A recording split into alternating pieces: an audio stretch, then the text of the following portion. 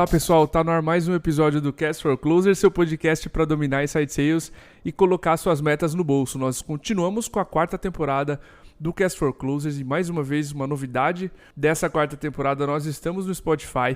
Para você que ouve via outros aplicativos, aproveita a usabilidade sensacional que o Spotify tem, procura a gente por lá, segue a gente também nesse aplicativo e leva a gente entre as suas playlists preferidas. Lembrando que esse é mais um episódio patrocinado pela Growth Machine, a maior autoridade do mercado em revolucionar a capacidade de geração de receita de empresas B2B.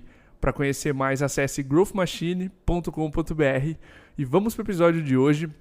O tema é internacionalização de vendas, como vender fora do Brasil.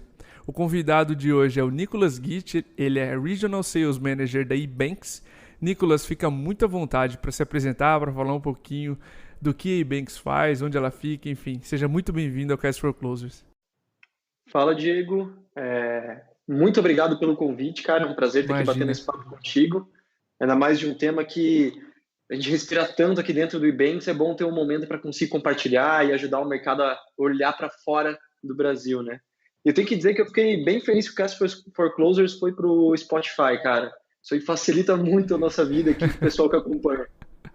Sim, já era um pedido constante da audiência, o Spotify abriu, desburocratizou, a gente tinha que assinar outros players para conseguir a integração, mas eles abriram uma seção para podcasters, então ficou super fácil, a gente soube da notícia e já imediatamente subiu os episódios todos para lá. Cara, maravilha. Mas vamos lá, me apresentando rapidinho, eu acho que falar um pouco do eBanks também é importante para a gente poder discutir melhor sobre o tema de internacionalização de times de vendas. Eu atuo há 8 anos em Inside Sales, sempre focado no mercado de tecnologia, né? Comecei a carreira lá como Account Executive de uma empresa de tecnologia, já dentro de Inside Sales, mesmo que naquela época a gente fazia Inside Sales sem saber o que era, não sabia que tinha terminologia, que tinha metodologia, que existia um nome para isso, para a gente era fazer venda remota.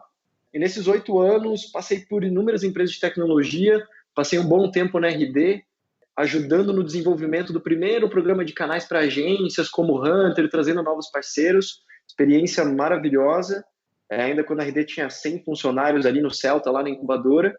Legal. E os meus 2 últimos desafios profissionais, sendo o eBanks, que é o momento onde eu estou agora, onde eu estou com uma operação de Inside Sales, que é 100% focada no mercado internacional. A gente até gosta de dizer que a gente está aprendendo a vender para brasileiro agora, que é algo que a gente não sabia fazer antes. Então, eu vou contar um pouquinho dessa história hoje para vocês. E antes da VTEX, eu também estava antes do eBanks, eu estava na VTEX, onde eu também era um gerente de Inside Sales lá para um time que também era internacional. Ele não era tão focado no mercado de fora quanto aqui no eBanks, mas acho que os dois foram uma experiência muito positiva para mim de entender o quanto é possível conseguir ter um time que performe muito bem, olhando para o mercado de fora, vendendo para outros países, para outros mercados, com outros desafios, mas também entender que não é tão difícil quanto parece, né? Acho que o medo é maior do que a dificuldade de realmente fazer acontecer.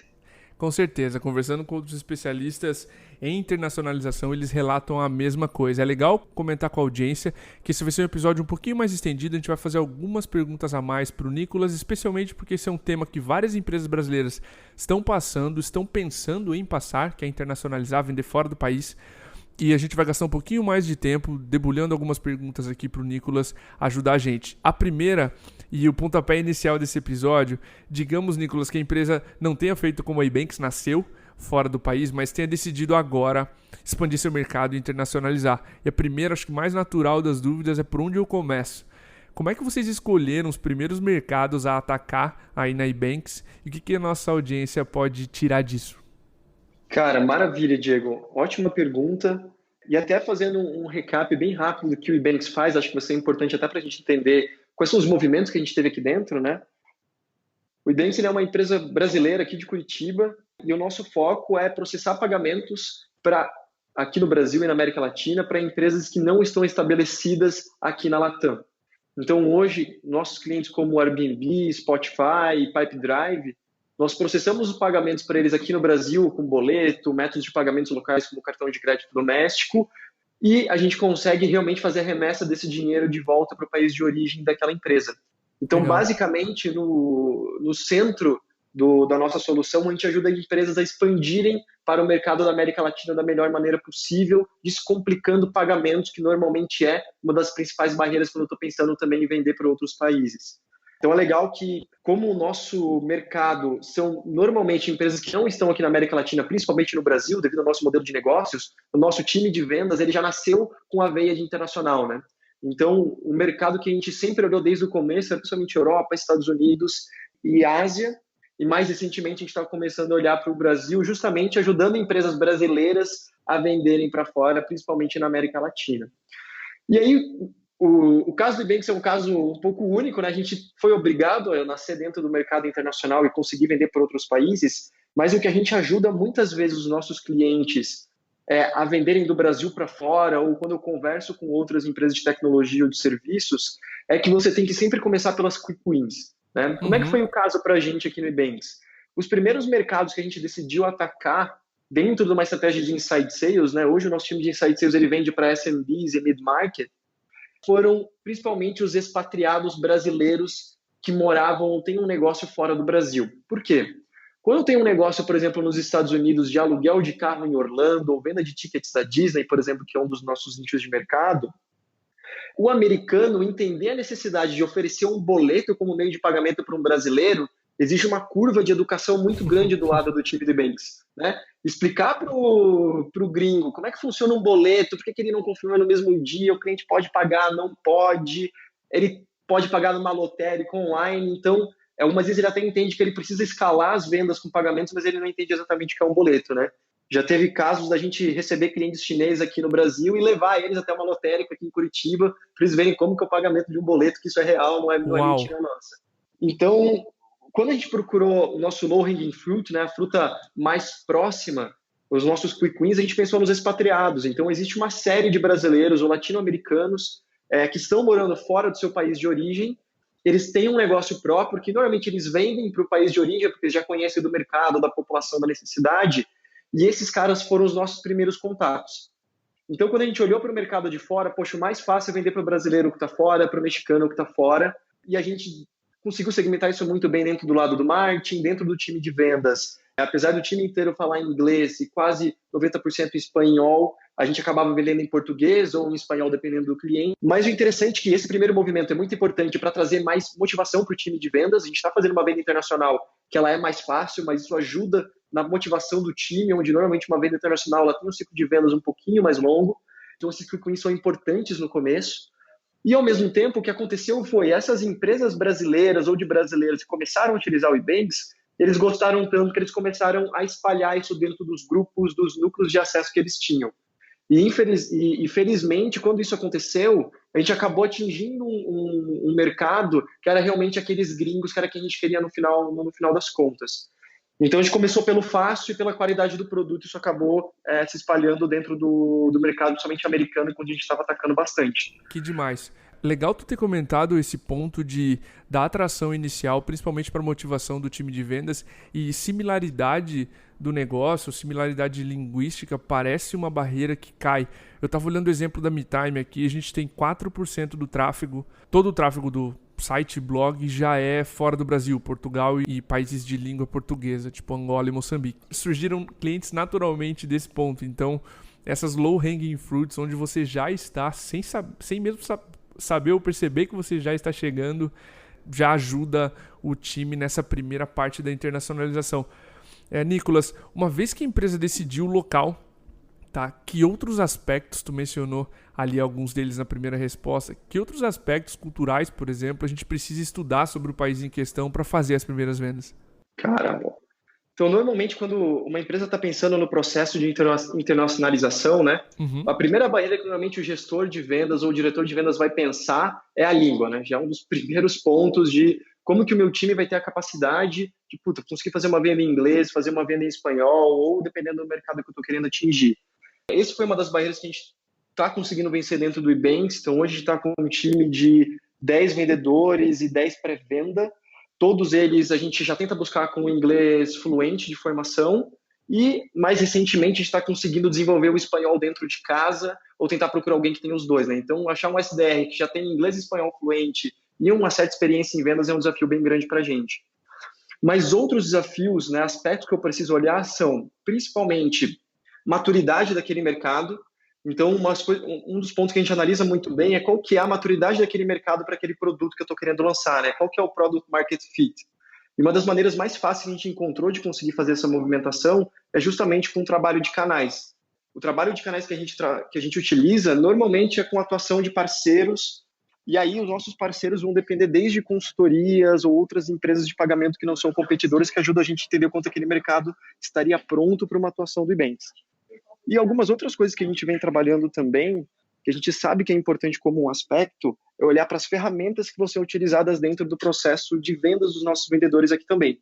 Então, quando o nosso prospect ele é latino-americano, normalmente ele vai ser muito adepto a trabalhar com WhatsApp. Às vezes ele nem quer que a gente ligue, não quer usar e-mail, ele quer conversar por WhatsApp quase 100% do tempo. Mas dependendo da região que a gente atua, a ferramenta certa para conseguir uma boa conexão, um tempo de resposta rápido, um tempo de atendimento rápido, ela também varia. Então, a gente trabalha com alguns clientes na Ásia, principalmente em China, que os vendedores aqui têm que ficar com o WeChat toda hora ligado para conseguir entrar em contato com o cliente pelo canal certo. Principalmente Europa e Estados Unidos, onde o WhatsApp não é tão difundido, a gente vai mais para SMS ou realmente por ligação. Então, isso varia bastante. E um outro quebra-cabeça muito importante é time zone, né? Se eu vou ter um time que está 100% alocado no Brasil e ele está vendendo para países onde eu tenho um fuso horário diferente, como que eu vou conseguir encaixar a agenda do meu time, o tempo de trabalho deles, o horário de atuação com o horário perfeito para eu conseguir entrar em contato com aquele cliente? Até porque os melhores horários para se entrar em contato, eles até que não mudam tanto de país para país. A única diferença é que para a gente aqui o horário não vai ser o mesmo. Pô, faz total sentido. Todas essas dicas que tu mencionou e maturidade do mercado é importantíssimo, né? Não só pela questão linguística, mas o quão fácil é entrar naquele mercado e principalmente o quão parecido ele é com o seu ICP. Cara, eu acho que outro aspecto importante é entender como atrair os primeiros clientes, tá? E nem todo mundo tem um blog já ranqueando. Nem todo mundo tem uma presença digital, por exemplo, para traduzir posts e sair ranqueando para chegar digitalmente no país antes de chegar com uma equipe lá. Quais seriam as tuas dicas para uma atração inicial de clientes dentro de outro país? Como é que vocês começaram, né, a fazer isso? Legal, Diego. A gente passou por esse mesmo problema de não dava para esperar até a nossa operação de inbound realmente conseguir engatar naqueles mercados que a gente queria atuar. E uma das coisas que a gente focou muito foi com certeza no outbound. Então, uma das principais metodologias que a gente utilizou foi conseguir usar ferramentas gringas de mapeamento de mercado. Algumas que a gente utilizou no processo foi a Growbots, que ajudou a gente a ter uma ideia um pouco melhor de mercados, agora não mais a Europa, porque é da lei de proteção de dados, mas principalmente dentro dos Estados Unidos. Ferramentas como o Sales Navigator, que ajudaram a gente a mapear um pouco do momento de mercado para realmente conseguir ter um outbound mais efetivo. Então, grande parte da nossa operação no começo foi rasgando o mercado, indo atrás de lead e realmente fazendo o outbound da maneira clássica. E o que a gente estava olhando muito também era entender como os nossos concorrentes estavam fazendo. Então, principalmente para a internacionalização, a gente acompanhava muito como os concorrentes do Ebanks estavam se posicionando, quais os mercados que eles estavam olhando, que tipo de empresa eles estavam atacando, e o Sales Navigator ajudou a gente muito nesse conhecimento de concorrente. Foi uma das maneiras que a gente arranjou, que a gente descobriu também para acelerar essa geração de leads. E eu acho que um dos pontos que eu diria que foi um pilar primordial, além do outbound, foi parcerias. Então, um dos primeiros mapeamentos, enquanto o time de vendas estava focado na meta deles, de, vamos começar no outbound enquanto o inbound está escalando, eu e o time de gestão, a gente ficou um pouco mais preocupado em vamos achar parceiros nesses mercados como Orlando, dentro dos Estados Unidos, associações de empresas de turismo, que é um mercado para a gente, associações de empresas dentro da Europa ou da Ásia, que é um approach que a gente consegue fazer para uma organização só, que algumas vezes pode me abrir um leque de 100 oportunidades. Então, muita da nossa estratégia de go-to-market no começo foi baseada em achar os parceiros certos para conseguir gerar essa primeira atração dentro dos mercados que a gente gostaria de atuar. Muito legal essa dica de fazer essas parcerias. Eu tenho visto algumas empresas também, Nicolas, só para adicionar um ponto à tua resposta, fazendo assessoria de imprensa muito forte, tá? No mercado onde chegam. Então elas vão com alguma assessoria ou brasileira, fazendo a ponte e a parceria com a lá, ou contratam assessoria local mesmo para divulgar a sua chegada e conseguir atrair o primeiro bus. Fica aí uma dica de algumas empresas que a gente tem visto fazê-lo também para conseguir essa atração inicial. E, bem, uma vez decidido o local, esses aspectos que a gente precisa conhecer, a gente precisa fazer outro aspecto interessante, que é preparar o time de vendas para vender nesse país. Além do idioma, que é o mais óbvio, tu comentou, da time zone, que outras características tu acredita serem importantes de se trabalhar nos vendedores para atender mercados diferentes do Brasil? Olha, Diego, esse é um desafio que a gente vem descobrindo todo dia alguma coisa nova, né? O primeiro ponto que a gente identificou, quando a gente está olhando para o perfil de um vendedor que está vendendo para o mercado internacional, ele tem que ser muito resiliente, né? Ou trabalhar com um mercado que talvez ele não vai ter tanto conhecimento da tua marca, é um mercado muito mais competitivo que o do Brasil, então os riscos de você não conseguir fechar aquela conta, normalmente eles são um pouco maiores, então você acaba tomando um pouco mais de não no meio desse processo. Sim. Então, o que a gente vem procurando muito é aquele vendedor que realmente acaba não se abala por receber um não desiste, continua correndo atrás do lead. Então, isso é algo que a gente percebeu muito de até trazer vendedores que eram bons de mercado, já vinham de empresas de tecnologia, entendiam de inside sales, só que talvez eles não estavam acostumados a jogar um jogo um pouco mais difícil do que eles estavam antes. Então, acho que essa questão de resiliência é algo que a gente bate muito na tecla aqui dentro do Nubanks. Ao mesmo tempo, até pela necessidade de algumas vezes ter que falar em 3 línguas diferentes, eu precisar trabalhar com uma time zones diferentes, a organização é algo muito importante dentro do processo de vendas internacional. Eu não perder o timing de qual que é a conta que eu preciso falar agora, conseguir marcar a reunião dentro do tempo certo, organizar as deals por ordem de importância. Então, isso foi um dos pontos que a gente bate muito na tecla e tenta ajudar o máximo com ferramenta em processo para que o nosso vendedor não se perca com os múltiplos funis dentro do mesmo funil que ele tem hoje, por países diferentes, necessidades diferentes, né? Então, esses são um dos principais pontos. E aprendizado constante. Então, hoje, os nossos vendedores aqui de Ibanks, eles vendem para o mundo inteiro, então a gente não segmenta por regiões, né? Hoje, o Ibanks, ele conseguiu crescer o time comercial, onde existem VPs para vendas enterprise dentro da América Latina, dentro do mundo. Então, eu tenho VP nos Estados Unidos, na Europa, na Ásia, e hoje eu cuido aqui de Latam. Mas a gente, no mid-market, a gente vende para todo mundo. E uma das coisas que a gente trabalha muito dentro do time de vendas é o keep learning. Por que isso? Cada nova língua que você aprende ou consegue se estabilizar dentro do Ibanks é um novo mercado que eu vou dar prioridade para você. Então, se aparece um cliente para a gente que é um cliente francês, apesar dele falar inglês muito bem, o meu time de pré-vendas já vai direcionar para uma vendedora minha aqui dentro que ela fala francês e ela talvez tenha prioridades para leads daquele mercado. Então, essa capacidade de estar sempre querendo aprender, com vontade de jogar, é um dos pontos também que são importantes para o vendedor, olhando no espectro dele, para começar um trabalho de vendas internacionais. Dentro dessas características que tu mencionou, sim, a capacidade de aprender novos idiomas e para abrir novos mercados é interessantíssima, mas me chamou a atenção o ponto de resiliência. Quando a gente visitou uma empresa nos Estados Unidos, a PandaDoc, se eu não me engano era a PandaDoc, a gente visitou algumas a mais, mas era da ordem de 1.000 ligações para fazer 30 agendamentos. Então, mercados mais competitivos exigem muito mais paciência, principalmente do time de pré-vendas. Então, resiliência é uma característica chave no Brasil, mas para mercados internacionais, eu também concordo contigo, uma característica importantíssima, está lá entre as primeiras, digamos assim. Exato. E, por exemplo, a gente tem uma característica que o cliente mexicano, ele é um cliente que ele gosta muito de te conhecer até no nível pessoal antes de apertar sua mão para fechar negócio. E algumas vezes até demanda que você tenha uma reunião presencial, Olha só. senão ele não vai fechar negócio com você, né? Então, conforme o vendedor ele vai aprendendo, isso acaba sendo com experiência, né? Não adianta a gente tentar falar para ele, olha, o americano ele vai ser mais direto, ele não está bravo com você, ele só realmente quer chegar no ponto logo. O latino-americano ele é mais parecido com o brasileiro, então ele quer entrar no nível de gerar rapport com você antes de conseguir fechar uma venda. Mas acho que conforme o vendedor ele vai, né, não se abalando pelo começo ser um pouco mais difícil, ele vai realmente pegando o jeito de como falar com cada tipo de cliente.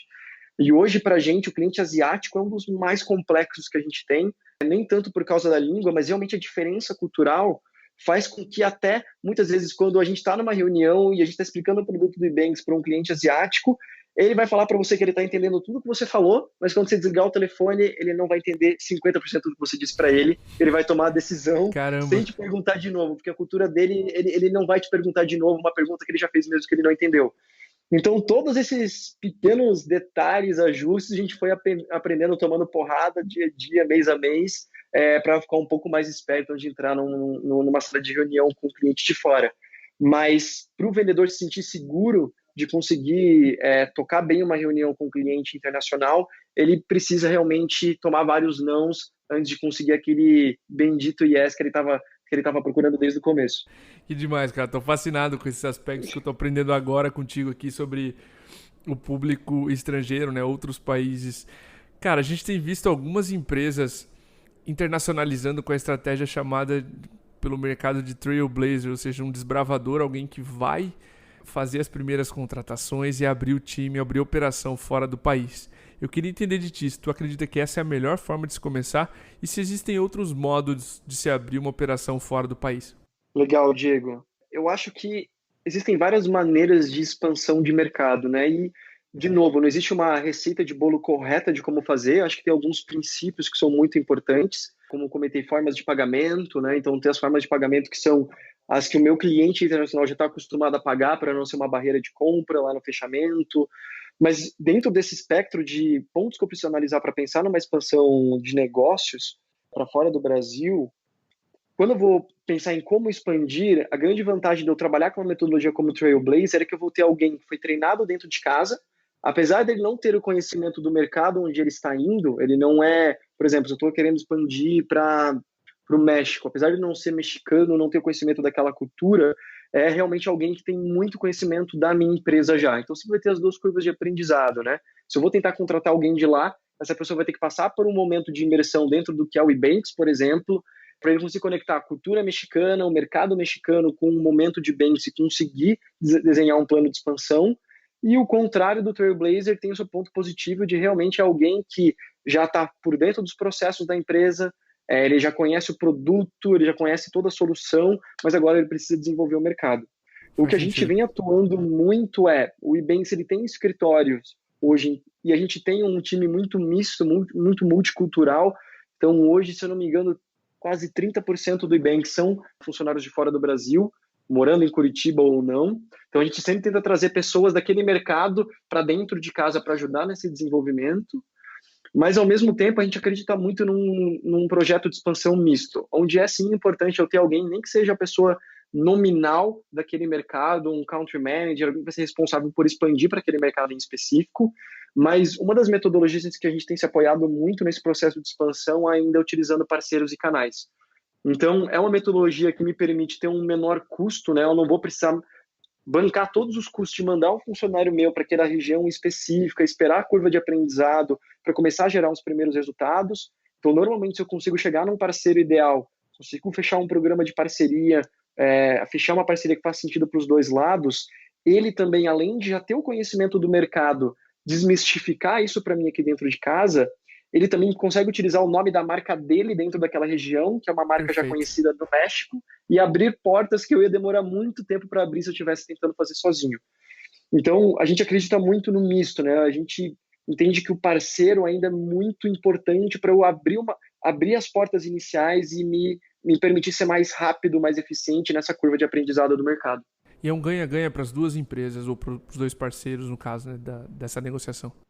Com certeza. E tem muitas empresas hoje que, principalmente aqui na América Latina, que normalmente é um dos primeiros mercados que as empresas brasileiras olham, até para essa questão que você falou, né? No orgânico acabam vindo mais empresas da América Latina ou países que falam português. Existem muitas empresas que são acostumadas a trabalhar com plataformas de fora do seu país de origem. Então, fora do Brasil, no resto da América Latina, existe uma carência muito grande de soluções de tecnologia para todos os segmentos. Então, quando chega uma empresa brasileira, que é um polo de tecnologia aqui na América Latina, e uma empresa latina tem a oportunidade de representar essa empresa no Brasil, elas olham com muitos bons olhos ferramentas gringas, porque elas têm um déficit de mercado, por ser um mercado pequeno, um país ainda não tão desenvolvido. Então, o approach é muito mais facilitado. Maravilha, Nicolas. Cara, a gente já resolveu alguns pontos aqui de atração, de preparação dos vendedores, Tu mencionou agora a estratégia de canais para fazer as primeiras aquisições, né, e minimizar barreiras culturais, adaptação e conseguir essa atração inicial.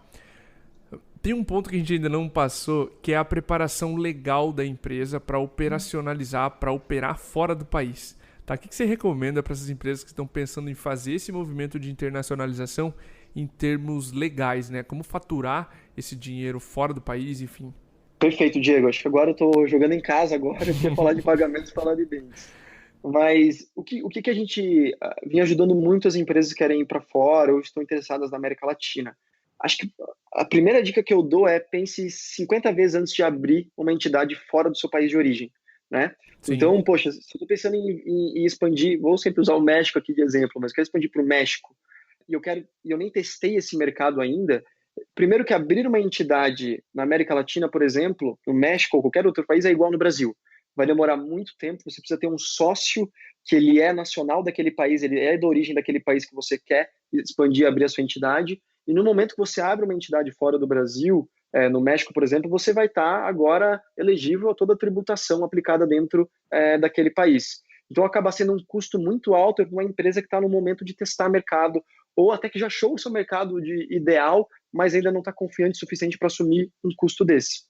E normalmente o que a gente vê muito hoje no mercado, até para empresas de fora da América Latina que estão expandindo para cá, ou quando a gente fala com empresas brasileiras que estão atuando nos Estados Unidos, é que o principal motivo de eu conseguir abrir, de eu precisar abrir uma empresa naquele país é para conseguir faturar lá dentro, né?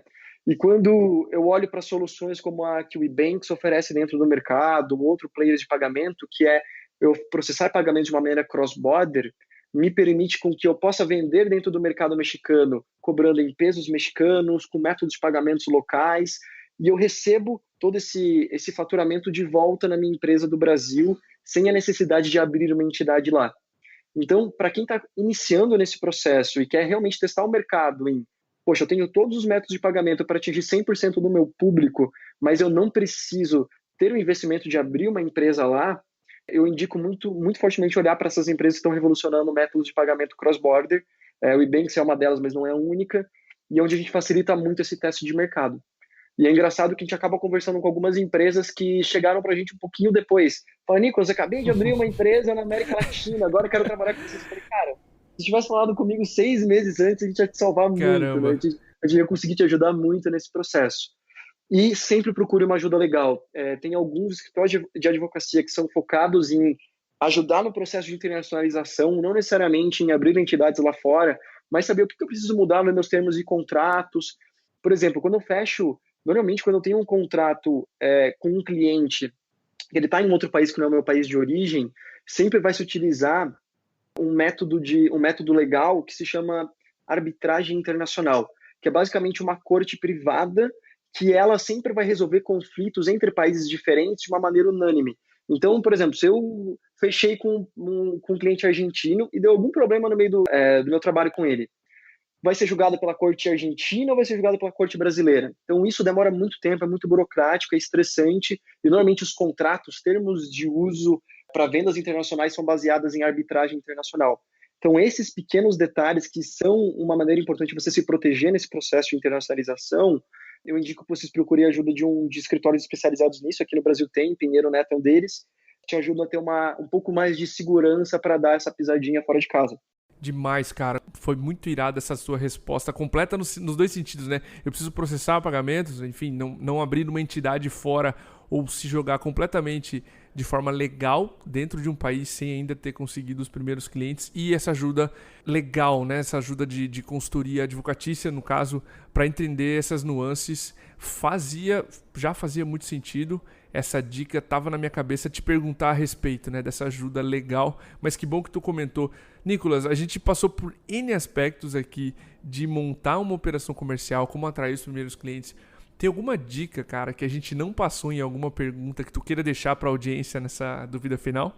Com certeza, Diego. Eu acho que tem dois pontos que acho que eu queria colocar de dicas adicionais, assim. A primeira é Boa. aquilo que eu falei lá no comecinho, é mais fácil do que parece, né? Quando eu entro no contexto que eu não preciso abrir uma empresa fora do Brasil nesse primeiro momento, já facilita muito. Então, hoje, a minha dica para quem quer começar um processo de internacionalização são duas, né? Eu acho que primeiro nominar alguém dentro do teu time de vendas hoje para esse projeto. Não precisa ser um gerente, um coordenador, mas um vendedor que vai ser o cara que talvez ele já tenha um inglês bom, então ele vai ser o responsável de me ajudar a desenvolver esse projeto, fazendo outbound, mapeando as ferramentas certas, pelo menos gerando aquelas primeiras quick wins que são importantes. Pagamentos, nunca foi tão fácil resolver esse problema para operações internacionais.